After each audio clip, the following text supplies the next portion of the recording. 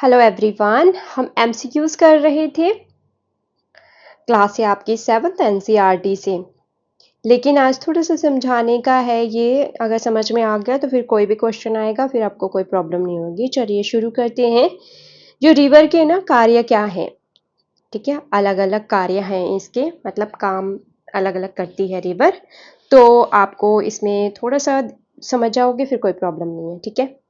किस तरीके से वाटरफॉल बनाया जाता है, मतलब नदी के द्वारा। तो वाटरफॉल अगर हम देखें कि यहाँ और यहाँ वाला जो इलाका है पूरा, ये होते हैं काफ़ी हार्ड रॉक्स होती हैं। उसके अगर निचली वाले रॉक्स को देखेंगे, कलर ही बिल्कुल अलग है, ठीक है। तो ये काफ़ी सॉफ्ट होती हैं, ठीक है। सॉफ्ट इलाका होता है ये, तो वो उसको आसानी से तोड़ देती है। तो इस तरीके से वाटरफॉल जो है बन जाता है। अब जब नदी जो है वो मैदानी इलाकों में आ जाती है तो किस तरीके से जो ये है एक सर्प का रूप ले लेती है।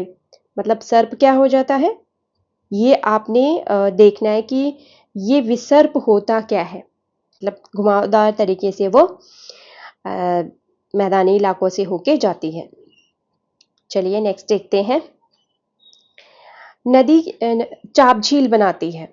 अब ये चाप झील का मतलब क्या होता है, ये बनाती है ऑक्सबो लेक, ठीक है।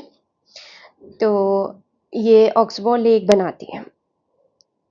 अगर आप थोड़ा सा यहाँ पे देखें, मैं रेड कलर से आपको वो एरिया जो है वो कवर करके दिखाती हूँ। ये तो नदी का अपना घुमावदार एरिया है, पर लेकिन क्या हो जाता है जब ये अपनी उफान पे होती है, यानी कि स्पीड पे होती है, या फिर जैसे कि बाढ़ वगैरह आ जाती है, या फिर अपने ही जो रास्ते से है वो बाहर की तरफ निकल जाती है, तो कुछ इलाका जो है वो इस तरीके से बन जाता है, ठीक है।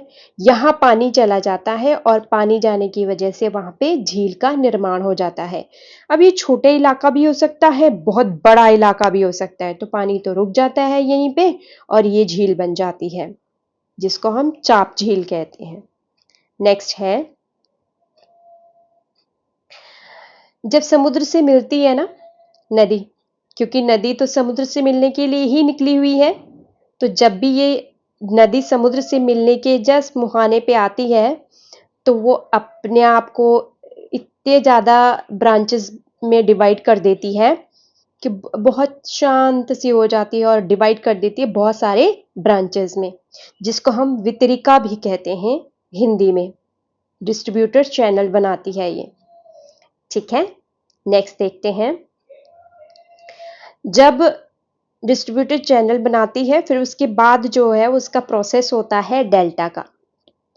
जो जितना भी उसके साथ जो मिट्टी वगैरह आई है, या बड़े या छोटे कण आए हैं उसके, रॉक्स के पीसेस आए हैं, तो डेल्टा यहाँ पे बन जाता है। तो यहाँ पे इसको डिपॉजिट कर देते हैं। ये देखो छोटे छोटे पीसेस हैं यहाँ पे, अपने साथ जितना भी गाद वगैरह भी लेके आती है, सब सिल्ट वगैरह सब कुछ यहाँ पे क्या कर देती है, डिपॉजिट कर देती है। नेक्स्ट है,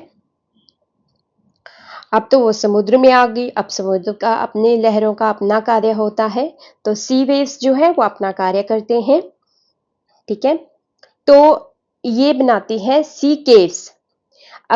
ये है आपका शैल, यानी कि रॉक्स है, और समुद्र का पानी लगातार इसको मतलब हिट करता है, ठीक है। लगातार इसके जो है फोर्स सा लगाता है, इसके ऊपर बहता है, फिर वापस जाता है पानी, फिर आता है, इस तरीके से जो है वो अपनी गति रखता है। तो बार बार हिट करने की वजह से जो है वो इस तरीके के केव्स बन जाते हैं, गुफा टाइप में बन जाते हैं, ठीक है। इसे बोलते हैं सी केव्स। तो ये इसकी पिक्चर है। आप मेरे राइट हैंड साइड में अगर देखेंगे तो यहाँ पे पिक्चर है एक मेहराब की। मेहराब का मतलब होता है दरवाजा। तो सी आग की बना देता है ये, ठीक है। क्या होता है कि जो पानी धीरे धीरे जो इस पहले केव बना रहा था, अब वो धीरे धीरे उसने और भी ज्यादा, क्योंकि लगातार प्रक्रिया हो रही है, तो उस केव को भी जो आगे जो जितने भी दूर तक होगा वो उसको तोड़ देती है, यानी कि जो लहरें हैं वो उसको तोड़ देती हैं, जितनी भी वेव्स हैं। अब वेव्स उसको तोड़ दिया तो फिर उसके बाद सी अर्क बन जाता है। नेक्स्ट देखते हैं, सी अर्क बन गया, फिर उसके बाद जो स्टैक बच जाता है, खाली ये बच जाता है, ये भी धीरे धीरे इसको भी, ये जो लहरें हैं इसको भी तोड़ेंगी।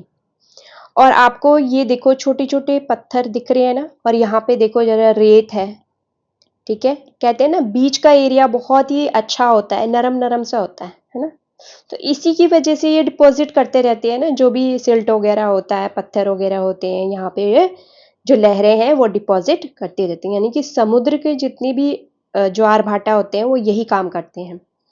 फिर उसके बाद है सी क्लिफ बन जाते हैं, ठीक है। यहाँ पे देखो ये है सी क्लिफ, इसके इलाके थोड़ा खुद भी आप ढूंढिए क्या मतलब होता है सी क्लिफ का, ठीक है। नेक्स्ट देखिए, आइस का अपना काम होता है। आइस जो है वो जो मतलब हिमनद होती है, ये हिमानी बर्फ की नदियां होती हैं, वो क्या करती है, जैसे कि यहाँ पे जो है जो पहाड़ी मतलब पहाड़ों में जो ये बर्फ जो जमी हुई है, ग्लेशियर्स हैं हमारे, तो क्या होता है कि जब टेम्परेचर बढ़ गया तो ये जो ग्लेशियर है पिघल के निचली वाले इलाकों में चले जाते हैं। अब जो ये नदी जो जा रही है, अब ये नदी है, ये हिमनद है। अब क्या करती है, ये जितने भी अपने साथ जो है पत्थर को काट के जाती है, जितने भी पत्थर हैं, छोटे हों चाहे बड़े हों, अपने साथ मिट्टी हो चाहे कण हो, तो अपने साथ लेके जाती है।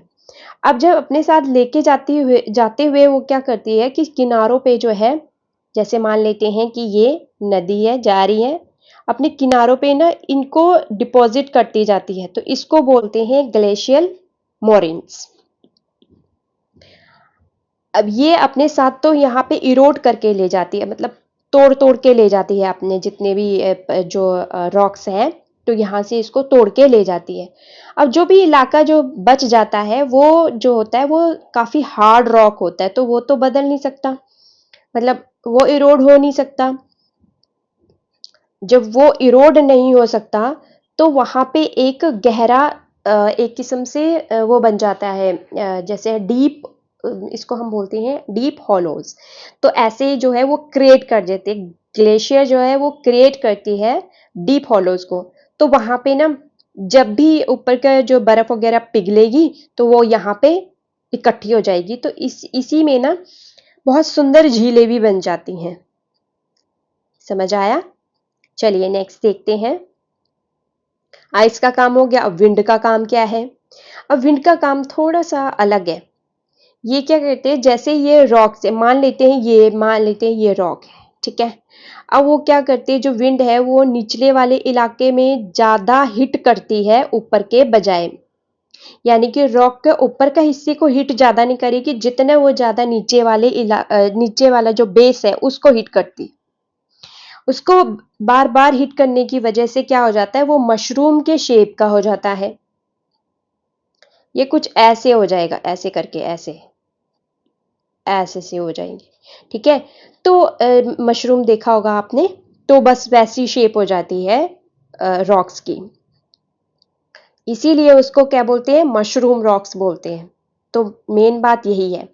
फिर उसके बाद है सैंड ड्यून्स बनाती है। अब सैंड ड्यून्स कैसे बनते हैं, क्या होता है कि जो हवा है जो मिट्टी को एक जगह से दूसरी जगह डिपॉजिट कर देती है, लेकिन ये भारी कण होते हैं, इसलिए ये टेम्परेरी, मतलब ये सैंड जो ड्यून्स बनते हैं वो टेम्परेरी बनते हैं, ऐसा नहीं कि परमानेंट बन जाते हैं। अब थोड़ा सा क्योंकि ये भारी होते हैं और हवा जो है वो थोड़ा सा ही उड़ा पाती है इसको, इसका शॉर्ट डिस्टेंस पे जाके डिपॉजिट कर देती है, ठीक है। तो इसलिए सैंड ड्यून्स होते हैं शॉर्ट टाइम के लिए।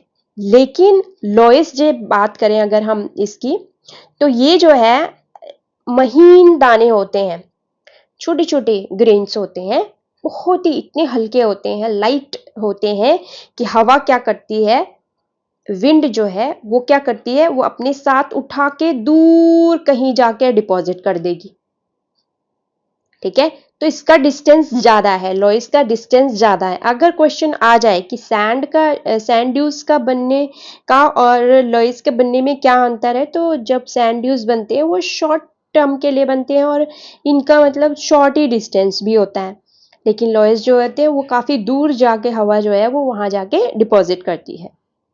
समझ आया? बहुत महत्वपूर्ण थे ये पॉइंट, ये आप याद रखिएगा। Thank you everyone, stay blessed, जय हिंद।